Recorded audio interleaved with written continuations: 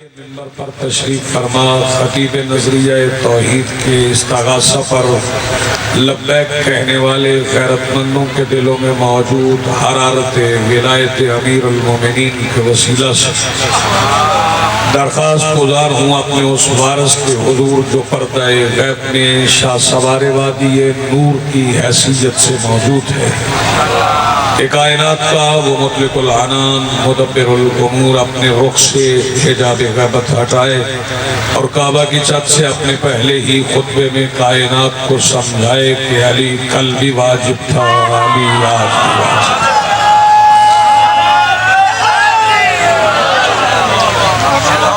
حاضرین محترم، موالیان ولی حق، سب سے پہلے آپ تمام حضرات کا اور مجلس کے جو محتمم ہیں ان کا شکریہ کہ آپ نے یہ صف آزاد بچھائی ہے۔ بڑی محنت ہوتی ہے اور آپ حضرات کی بھی بڑی مشقت ہے، ریاضت ہے۔ ریاضت کریں تو پھر مالک کی بارگاہ سے کچھ عطا ہوتا ہے،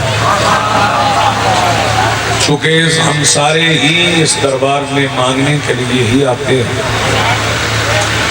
کوئی بھی ہو یہاں مانگنے ہی آتا ہے، لیکن حسین بادشاہ سے مانگنے کا ایک فائدہ یہ ہے کہ حسین مانگنے والے کو بھی بانٹنے والا بنا دیتے ہیں۔ بسم اللہ، بہت شکریہ۔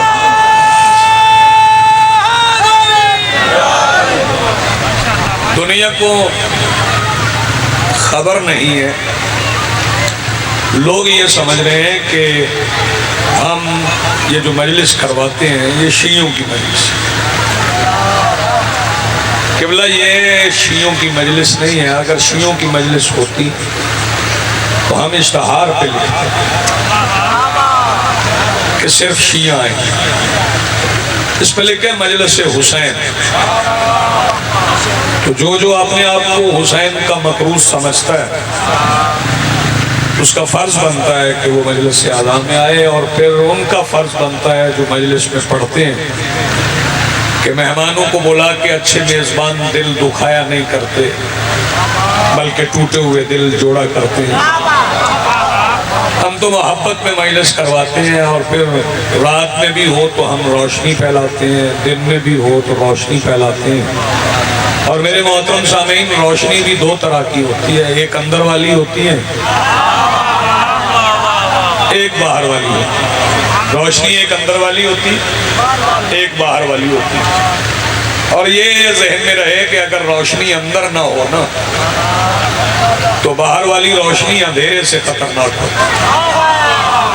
اچھا سن رہے ہیں آپ؟ ذاکر خطیب وائز کا دل تو داد سے نہیں بھرتا نا، اور آپ تو صبح سے بیٹھے، میں تو ابھی حاضر ہوا ہوں۔ جتنا آپ بول سکیں آپ اتنا بول لیں۔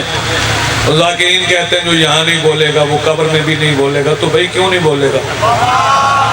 قبر میں تو اس بادشاہ نے آنا ہے جس کے سامنے گونگے بھی بول پڑتے ہیں۔ آپ بولیں نا، بولیں۔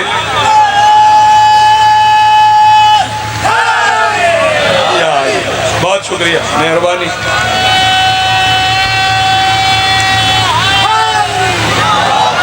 ایک ہے اندر والی روشنی، ایک ہے باہر والی روشنی۔ اور میں عرض کر رہا تھا کہ اللہ کہ اگر روشنی اندر نہ ہو تو باہر والی روشنی اندھیرے سے خطرناک ہو۔ باہر والی روشنی یہ ہے جسے ہم دیکھتے ہیں، اندر والی روشنی اللہ کے نور سے ہوتی ہے، جس کے دل پہ اللہ کا نور اتر جاتا ہے اس کے پاس اندر والی روشنی ہوتی ہے۔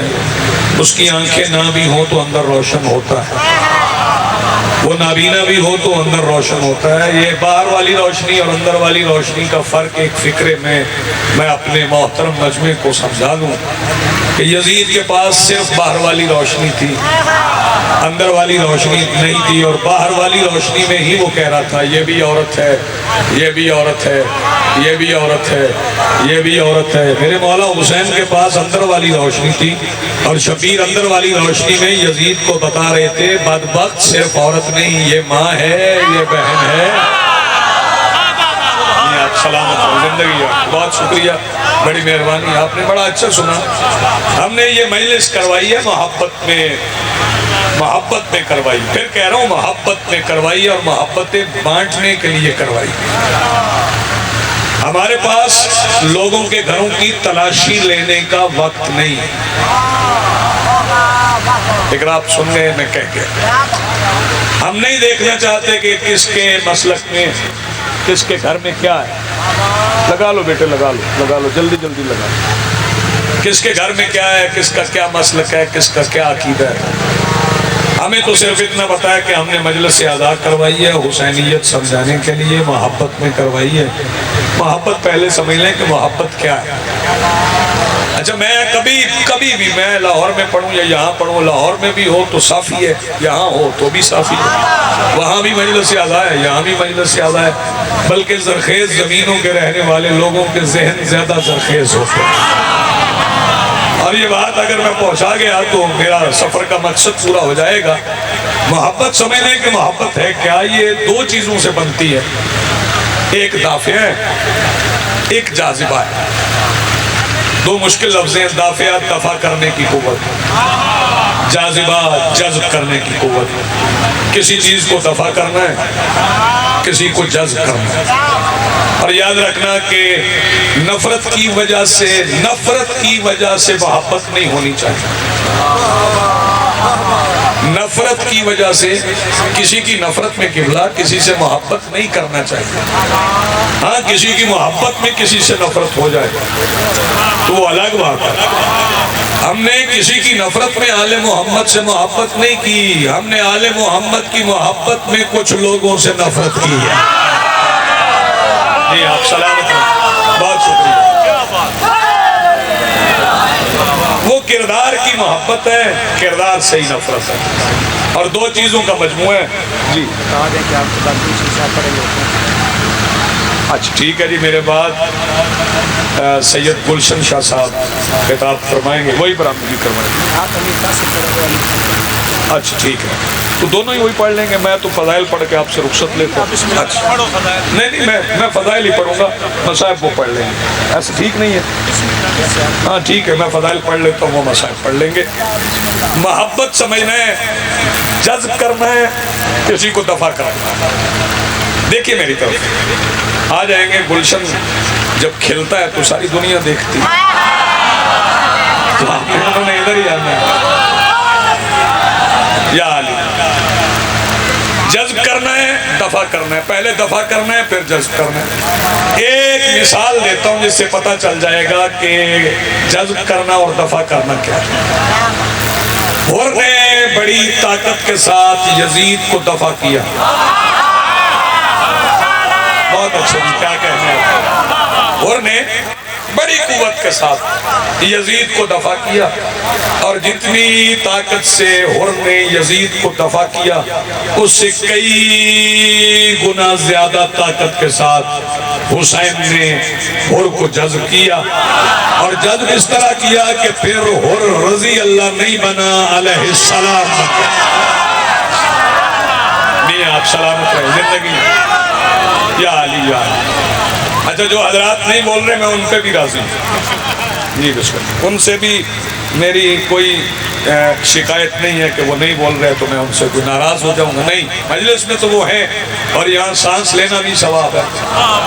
میں نے ایسی جگہوں پہ پڑھا ہے جہاں بندے بالکل نہیں بولتے ہیں, خواجگان ہیں, ان کے ہاں مجالس پڑھتا ہے تو وہ بعد میں بتاتے ہیں آپ نے اچھا پڑھا ہے کہ نہیں اچھا پڑھا ہے. تو آپ تو ماشاءاللہ پھر بھی بہت اچھا بول رہے ہیں. تو محبت کو سمجھنا ہے. میں ایک فکرہ اور محبت پہ کہہ رہا ہوں. ہم اگر اچھا یہ بتا دیں کہ دنیا میں سب سے زیادہ محبت کس کو کس سے ہے؟ بیٹے چند ذرا دیکھو تو نہیں, بولو بے شک دیکھو سب سے زیادہ محبت کس کو کس سے ہے؟ تجربہ نہیں ہوا, میں بتا دیتا ہوں. سب سے زیادہ محبت کائنات میں جس رشتے میں ہے وہ ماں اور اولاد. اولاد اتنی محبت ماں سے نہیں کر سکتی جتنی محبت ماں اولاد سے کرتی. اگر کوئی ایسا ہوتا تو پھر جنت کسی اور کے پیروں کے نیچے بھی ہوتی. رسول پاک نے فرمایا الجنت تحت اقدام الامہات, جنت ماں کے پیروں کے نیچے.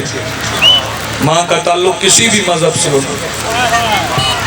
تو جنت اس کے پیروں کے نیچے ہے، لیکن ایک صورت میں ماں کے پیروں سے جنت نکل جاتی ہے، اگر اس ماں کی دشمنی حسنین کی ماں سے ہونا۔ جی آپ سلامت رہیں۔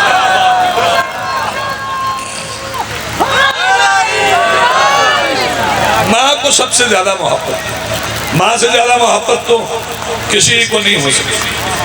اچھا ماں اتنی محبت کرتی ہے، دعا دے رہا ہوں اللہ کرے ہر ماں کا لال اس کے سامنے جوان ہو، وہ سہرے پہنے، لیکن یہ یاد رہے کہ خدا نخواستہ ایسے واقعات دنیا میں ہو جاتے ہیں۔ کبھی کبھی ایسا ہوتا ہے کسی ماں کا بیٹا چلا جائے تو ماں کھانا نہیں کھاتی۔ کیوں؟ جان بوجھ کے نہیں کھاتی، نہیں وہ کہتی مجھے بھوک نہیں ہے۔ تھوڑی مشکل بات کروں گا تو بھوک فطرت نہیں ہے، بھوک فطرت نہیں ہے، بھوک جبلت ہے۔ یہ بچوں کو بھی لگتی ہے، یہ جانوروں کو بھی لگتی ہے، یہ جبلت ہے بھوک۔ اس کا مطلب ہے کہ وہ جو بیٹے کی محبت ہوتی ہے نا وہ بھوک پہ غالب آ جاتی ہے۔ محبت بھوک محسوس نہیں ہونے دیتی۔ بندے ہم سے پوچھتے ہیں سینے پہ ہاتھ مارتے ہو، پشت پہ زنجیر مارتے ہو، سر پہ چھریاں مارتے ہو تو تمہیں درد نہیں ہوتا؟ بھئی ہوتا ہوگا، محسوس نہیں ہوتا کیونکہ اس وقت شبیر کی محبت درد پہ غالب ہوتی ہے۔ جی آپ سلامت رہیں، آپ کی زندگی ہو۔ بھائی اسی پہ مجھے محبت کا ایک واقعہ سنانا ہے اور اسی پہ سلام کرنا ہے۔ سرکار دو عالم صلی اللہ علیہ وآلہ وسلم، صلوات پڑھیے بلند آواز سے۔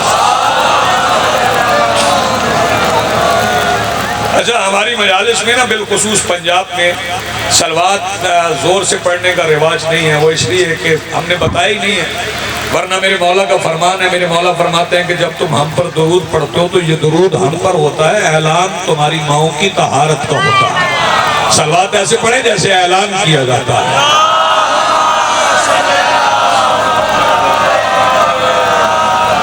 جی بسم اللہ، آپ بڑا اچھا سن رہے ہیں۔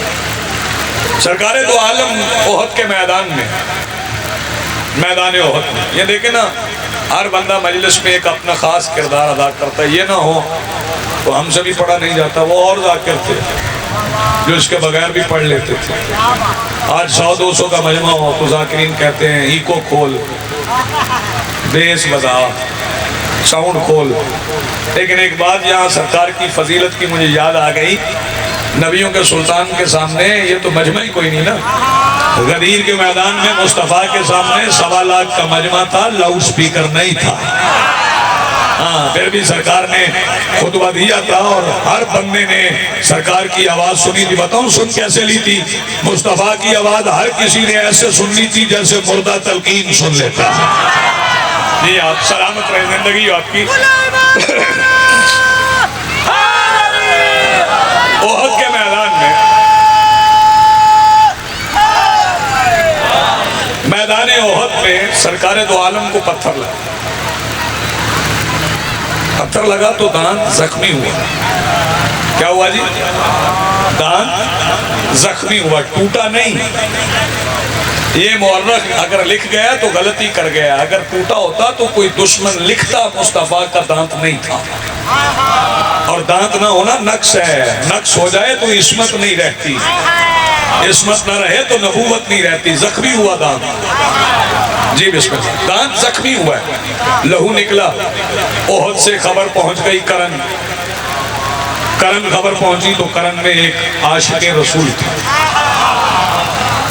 جلوس نکالنے والا نہیں، روڈ بلاک کرنے والا نہیں، اے ٹی ایم مشین اکھاڑنے والا نہیں، سچا عاشق رسول، بکریاں چراتا تھا۔ اسے پتا چلا میرے محبوب کا دانت زخمی ہوا ہے، اس نے زمین سے پتھر اٹھایا، اپنا دانت توڑ لیا، وہاں زخمی ہوا تھا اس نے توڑ لیا۔ ایک توڑا، پھر سوچا ہو سکتا ہے یہ نہ ہو، پھر دوسرا توڑا، پھر تیسرا، پھر چوتھا، پھر پانچواں، پھر چھٹا، پھر ساتواں، پھر سارے توڑ لیے۔ اچھا پہلے خبر احد سے پہنچی تھی کرن، پھر کرن سے پہنچی مدینے۔ جب مدینہ پہنچی تو سرکار اپنے عقیدت مندوں کے درمیان، صحابہ کے درمیان بیٹھے تھے۔ کسی نے بتایا سرکار وہ جو آپ کا سچا عاشق ہے نا اس نے اپنے دانت توڑ لیے، آپ آپ کا دانت زخمی ہونے کی خبر سن کے تو لوگوں کا خیال تھا کہ سرکار فرمائیں گے کہ کوئی بات نہیں، عاشق ہے، ہم نے معاف کر دیا۔ اگر مصطفیٰ معاف کر دیتے تو معافی ہوتی ہے گناہ کی، تو پھر دانت توڑنا، خون نکالنا گناہ بن جاتا۔ مصطفیٰ نے معاف نہیں کیا، فوراً فرمایا مجھے کرن سے جنت کی خوشبو آتی ہے۔ نہیں، آپ سلامت رہیں، معافی نہیں دی، فرمایا مجھے کرن سے جنت کی خوشبو آتی۔ پھر اس کے بعد سرکار نے اپنے دربان کو آواز دی۔ میں دربان کا نام بتاؤں گا، آپ سارے بول پڑیں گے۔ سرکار نے اپنے دربان کو آواز دی، جبرائیل! جبرائیل آ گئے، جی سرکار۔ سرکار نے فرمایا جاؤ ہمارے عاشق کے لیے جنت سے کیلے لاؤ۔ تو اس وقت کیلے زمین پہ نہیں ہوتے تھے، شام میں بھی تھے، یمن میں بھی تھے، مدینہ میں بھی تھے، تو سرکار زمین والے بھجوا دیں۔ سرکار نے فرمایا چپ رہو، تمہیں نہیں پتا، میں جنت سے منگوا کے دوں گا۔ ہمارا پہلا ماتمی ہے، دنیا کو پتا چل جائے ماتمی جنت نہیں ڈھونڈتا، جنت ماتمی تلاش کرتی۔ جی ہاں، سلام۔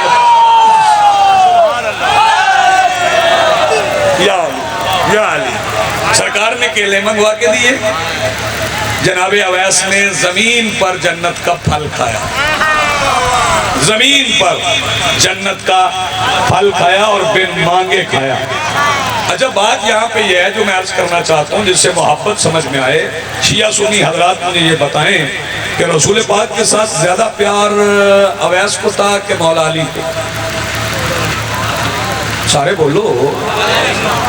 تو مولا علی نے تو اپنے دانت نہیں توڑے، اویس نے توڑے۔ چلو مولا سے پوچھیں سرکار آپ نے اپنے دانت نہیں توڑے، اویس نے توڑ لیے، حالانکہ وہ لگتا بھی کچھ نہیں ہے۔ آپ جسموں کا جسمی، روحوں کا روحی، بدنوں کا بدنی کے مصداق ہے، آپ بھی تھوڑا سا لہو نکال لیتے۔ سرکار نے فرمایا تمہیں سمجھ نہیں آئے گی، جب نبی کا دانت زخمی ہو رہا تھا تو میں پاس تھا، میری ذمہ داری اور تھی، میں نے اپنے دانت نہیں توڑے، میں نے نبی کے دشمنوں کے توڑے، کیونکہ میں ظلم ہوتے ہوئے مظلوم کے پاس تھا۔ اویس وہاں تھا نہیں، اسے پتا چلا بعد میں۔ جب بعد میں پتا چلا تو اویس سوچنے لگا کل مورخ تاریخ لکھے گا، وہ کیا لکھے گا کہ اویس اگر احد کے میدان میں ہوتا تو مصطفیٰ کے ساتھ ہوتا یا مکہ کے کافروں کے ساتھ۔ پھر اس نے زمین سے پتھر اٹھایا، اپنے دانت توڑے، لہو نکلنے لگا، تو پھر مستقبل کے مورخ کی آنکھوں میں آنکھیں ڈالی اور کہا مورخ دھیان سے تاریخ لکھنا، یہ میرا بہتا ہوا لہو دیکھ لے، تاریخ لکھتے ہوئے لکھنا، اگر میں احد میں ہوتا تو یہ لہو گواہی دے رہا ہے، میں مصطفیٰ کے ساتھ ہوتا، مکہ کے کافروں کے ساتھ نہ ہوتا۔ آج ہمارا زنجیر مار کے لہو نکال کے مورخ سے کہتا ہے تاریخ لکھتے ہوئے یہ گواہی لکھنا، اگر میں کربلا میں ہوتا تو حسین کے ساتھ ہوتا، یزید کے ساتھ۔ یہی محبت ہے، اور اسی محبت میں ہم مجلس بھی سن رہے ہیں، اسی میں ماتم بھی کر رہے ہیں، اسی میں زنجیر بھی مار رہے ہیں۔ اور حسین کو نانا سے اتنی محبت تھی، اتنی محبت تھی کہ حسین نانا کی محبت میں کربلا سے 2 دلہا لے کے چلے، مدینہ سے 2 دلہا حسین کربلا لائے، دونوں دلہا کربلا میں شہید۔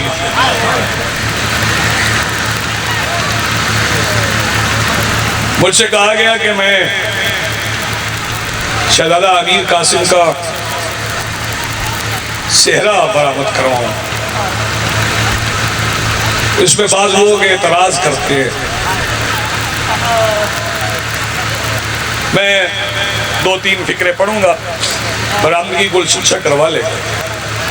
آجو آجو بسم اللہ، آجو آجو آجو آجو آجو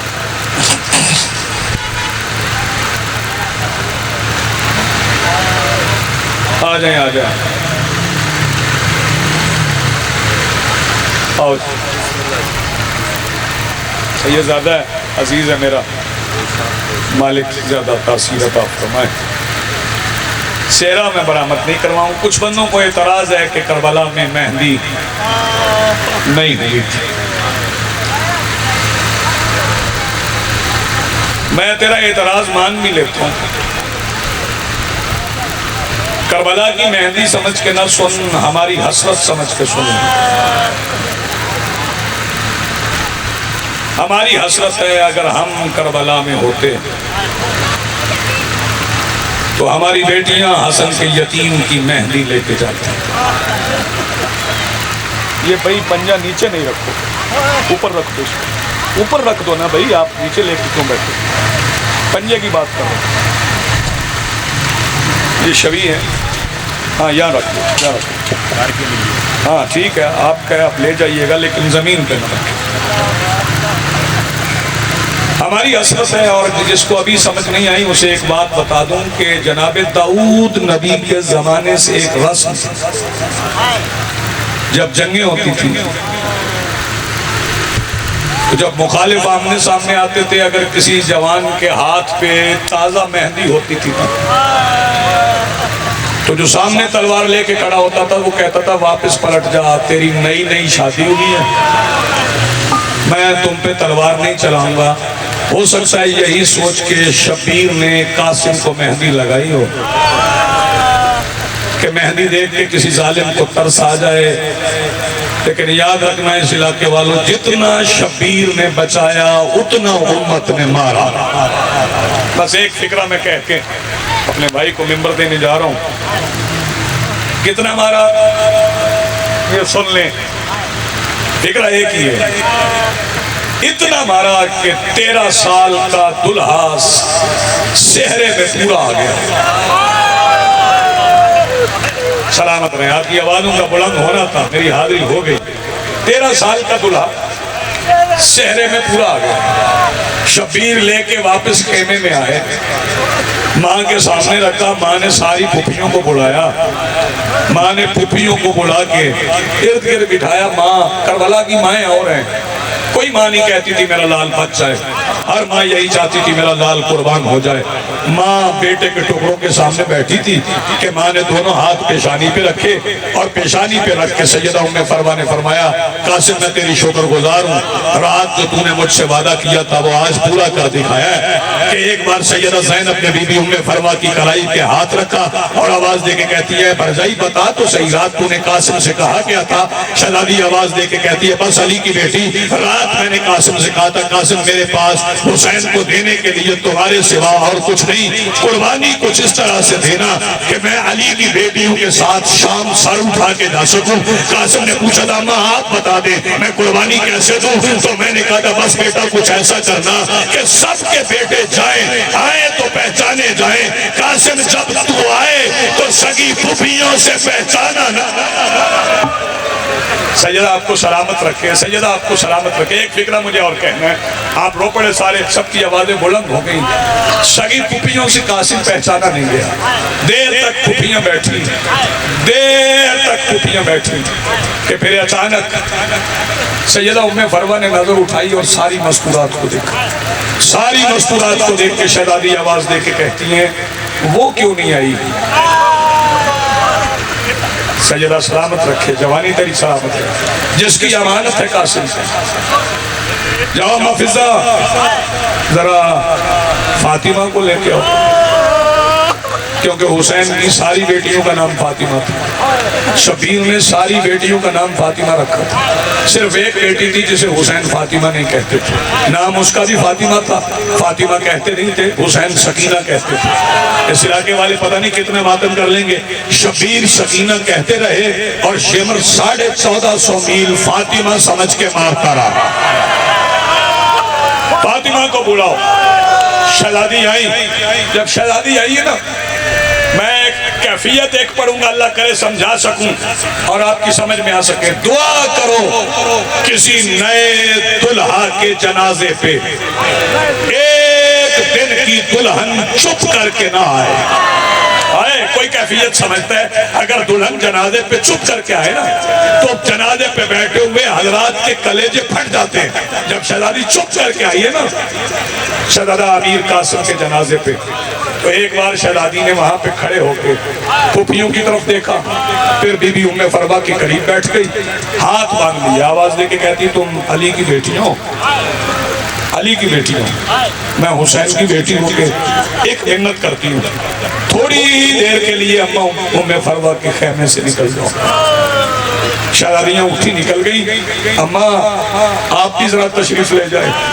اب خیمے میں رہ گئی دو ہستیاں، ایک بی بی فاطمہ کبریٰ، ایک حسین بادشاہ۔ شہزادی نے بابا کے پیروں پہ ہاتھ رکھے، آواز دے کے کہتی بابا تھوڑی دیر کے لیے آپ بھی خیمے سے چلے جائیں۔ حسین خیمے سے نکلے، جیسے ہی شبیر خیمے کے باہر آئے ایک بار زمین کربلا کانپنا شروع ہوئی۔ شبیر آواز دے کے کہتے اماں فضا ذرا دیکھ تو صحیح خیمے میں فاطمہ کبریٰ کر کیا رہی ہے؟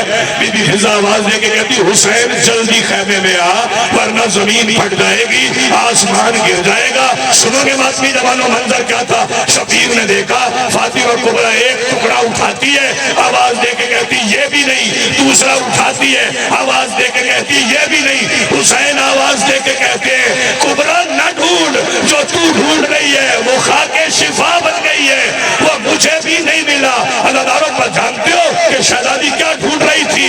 شہزادی ڈھونڈ رہی تھی وہ رخسار جس پہ صحرا پہنایا گیا تھا۔ سنو گے وہ رخسار کہاں گئے؟ جب حسین 9 مربع میل کے علاقے میں قاسم سے ٹکڑے چن رہے تھے تو آواز دے کے پوچھتے تھے قاسم بتا تو کہاں ہے؟ تو کربلا کی ریت کے ہر ذرے سے آواز آتی تھی چاچا میں یہاں ہوں، چاچا میں یہاں ہوں۔ جب شبیر نے ٹکڑے جمع کر لیے تو ایک سیاہ پوش بی بی تھی،